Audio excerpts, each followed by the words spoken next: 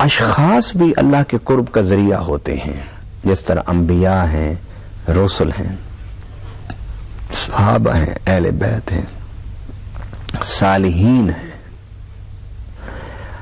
ہمارے ہاں ایک وسیع تناظر میں اگر دیکھا جائے، اکثر اہل اسلام کے نزدیک وسیلہ رب کے قرب کا اعمال بھی ہیں اور وسیلہ رب کے قرب کا اشخاص بھی ہیں۔ اعمال آپ کریں گے اچھے تو رب کے قریب جائیں گے، اور اچھی شخصیات سے جڑے رہیں گے تو تب بھی آپ کو رب کا قرب حاصل ہوگا۔ مثلا نبی پاک صلی اللہ علیہ وسلم کی صحبت میں بیٹھنے والے لوگ وہ عام مسلمانوں سے زیادہ اللہ کے قریب ہیں۔ اس کی وجہ کیا؟ پہلی وجہ تو یہ ہے کہ انہوں نے نبی پاک صلی اللہ علیہ وسلم کے ہاتھ پر بیعت کی، حضور کے سامنے کلمہ پڑھا، نبی پاک صلی اللہ علیہ وسلم کو دیکھا، آپ کی صحبت میں دن اور رات گزارے، آپ کے ساتھ جہاد کیا، آپ کے ساتھ دین کے نفاذ کے لیے، معاشرے میں اچھائیوں کو پھیلانے کے لیے آپ کے زیر سایہ انہوں نے محنت کی۔ گویا انہیں دونوں چیزیں دستیاب تھیں، ایک بہت ہی مقدس اور عظیم شخصیت کی سنگت بھی، اور اس کے ساتھ ساتھ پھر محنت بھی، اعمال بھی اچھے کیے انہوں نے۔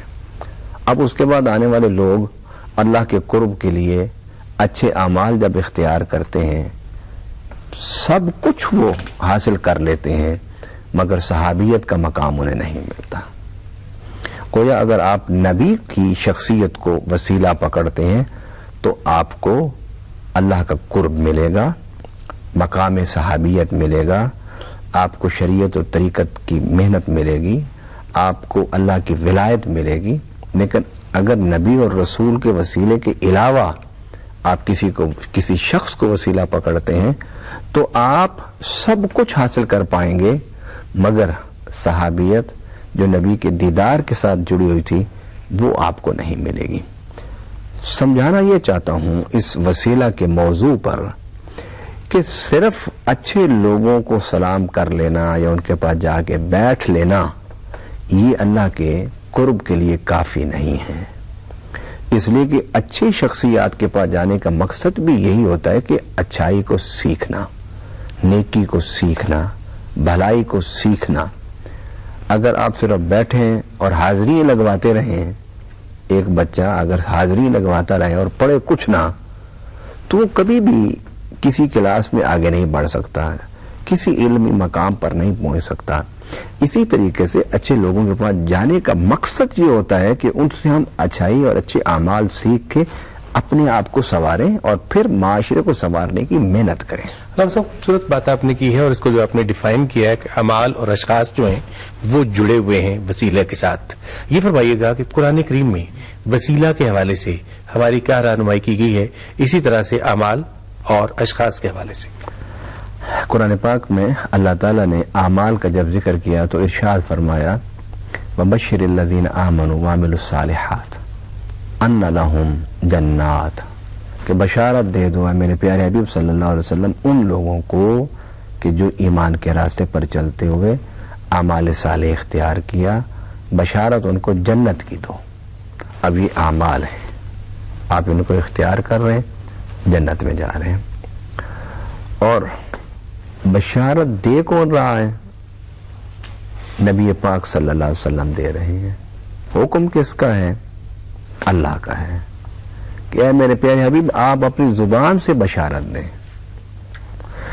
گویا میں آپ کے سوال کو احسن طریقے سے ڈیفائن کرنا چاہتا ہوں کہ کوئی بھی چیز دنیا میں آپ کو نہیں مل سکتی بغیر وسیلہ کے۔ دیتا اللہ ہے، اس میں کوئی شک نہیں ہے، لیکن دیتا وہ جو کچھ ہے دیتا وسیلے سے ہے۔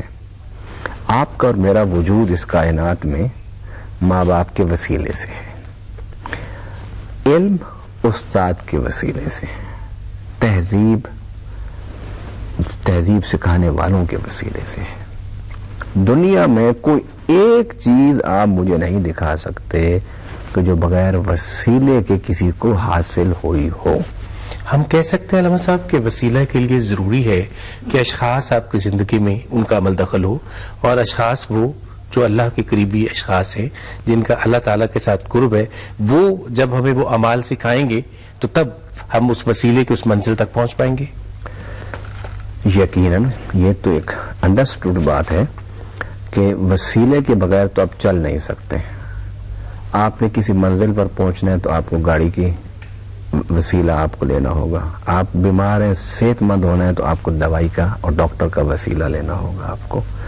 آپ جہالت سے نکلنا چاہتے ہیں تو استاد کا وسیلہ آپ کو لینا ہوگا. اور وسیلہ اگر آپ اچھا پکڑیں گے تو اچھی منزل پر پہنچیں گے، اور اگر وسیلہ برا پکڑیں گے تو برے جگہ پر پہنچیں گے. ہم صاحب یہاں سوال یہ ہے کہ کیا کتاب و سنت کافی نہیں ہے کہ اشخاص کا ہونا ضروری ہے؟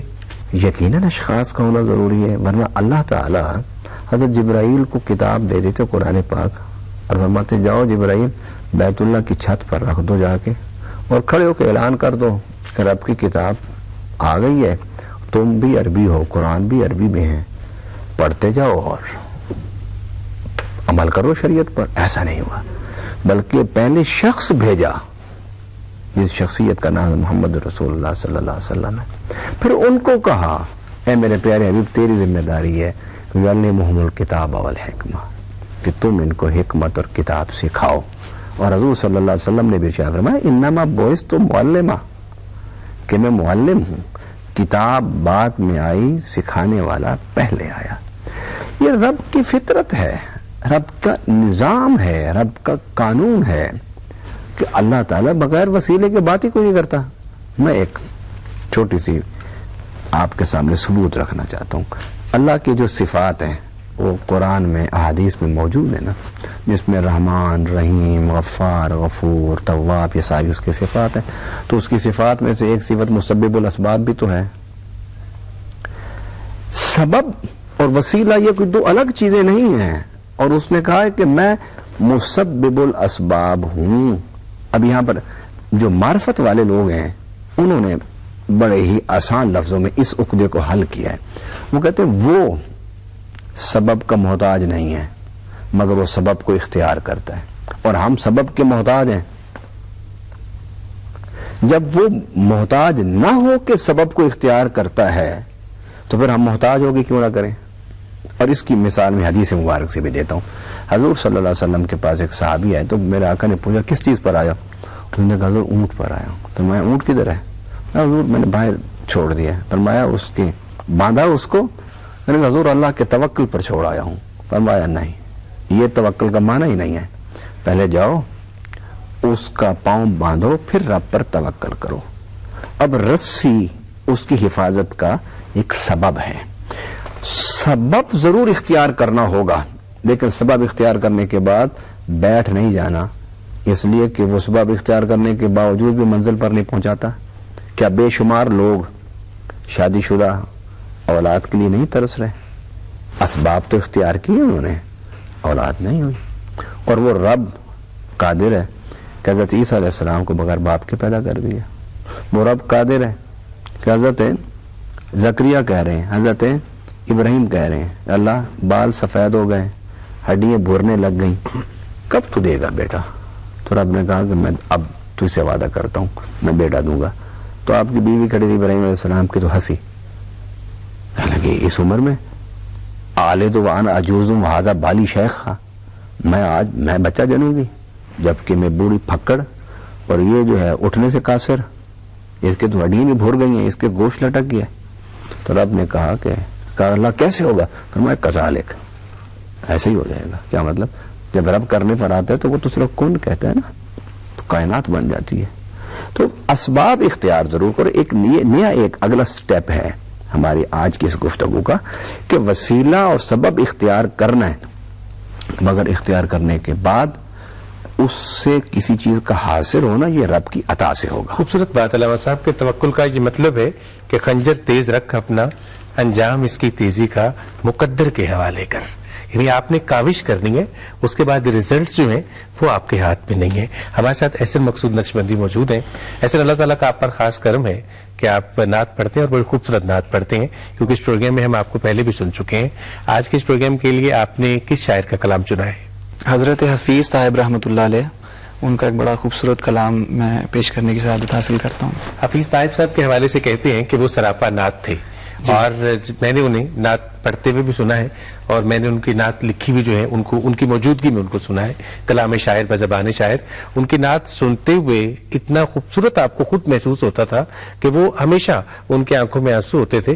اور میں کہا کرتا ہوں کہ وہ شخص حضرت حفیظ طائب جو ہیں وہ واقعی ہمارے آج کے اس دور کے نعت لکھنے والوں کو یقیناً ان کی کاپی کرنی چاہیے اور ان سے سیکھنا چاہیے. آپ عطا کیجئے نعت. یوں ذہن میں جما لے رسالت سما گیا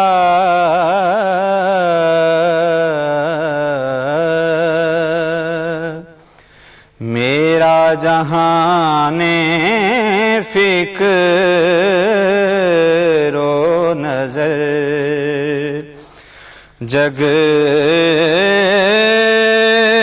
مگا گیا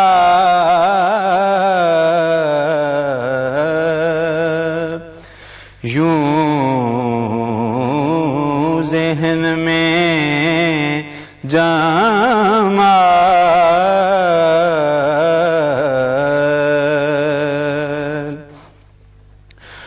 خلق عظیم و اسوائے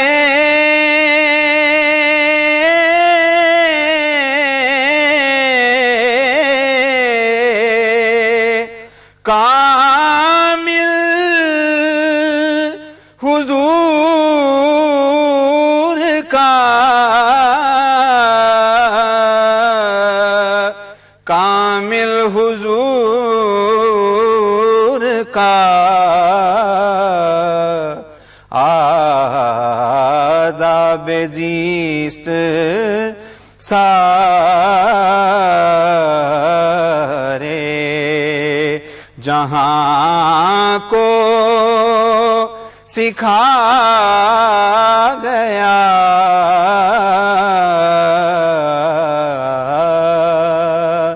آداب زیست سارے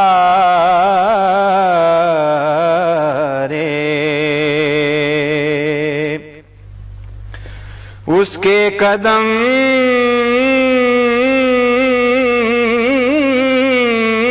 سے پھوٹ پڑا چشمہ بہار چشمہ بہار وہ دشت زندگی کو گلستان بنا گیا وہ دشت زندگی کو گلستان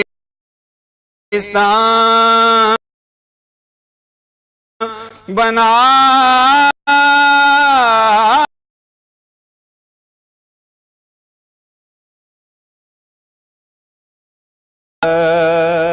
میرا جہان فکر و نظر کتنا بڑا کرم ہے کہ طائب سا بے